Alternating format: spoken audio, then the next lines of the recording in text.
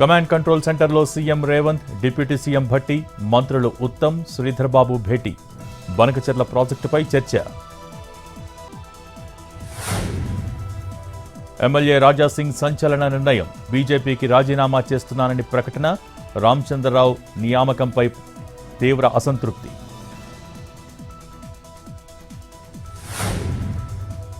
మెదక్ జిల్లా కౌడిపల్లిలో BRS MLA Sunitha Laxma Reddy rally. గ్రామాల పారిశుధ్యం అధ్వానంగా మారిందని ఆందోళన.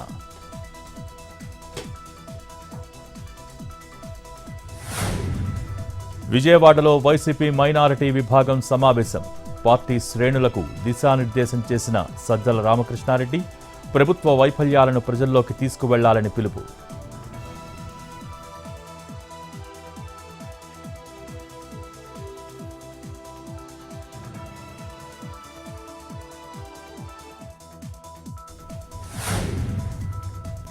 పాసమైలారం రియాక్టర్ పేలుడు కేసులో కొనసాగుతున్న ఆపరేషన్.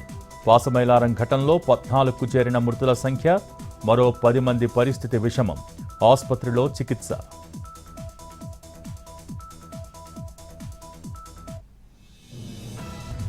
కాకినాడ జిల్లాలో జే అన్నవరం రోడ్డు కోసం గిరిజనుల ఆందోళన.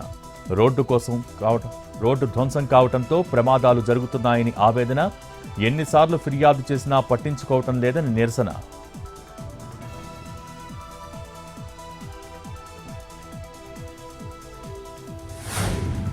ఢిల్లీలోని తెలంగాణ భవన్లో బోనాల సంబరాలు.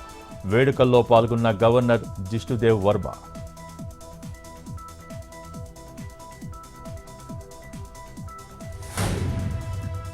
ఐపీఎల్ మాజీ చైర్మన్ లలిత్ మోడీకి సుప్రీంకోర్టు షాక్. లలిత్ మోడీకి 10.65 కోట్ల జరిమానా విధించిన ఈడీ. ఆ మొత్తం బీసీసీఐ చెల్లించేలా ఆదేశించాలన్న సుప్రీంకు లలిత్ మోడీ.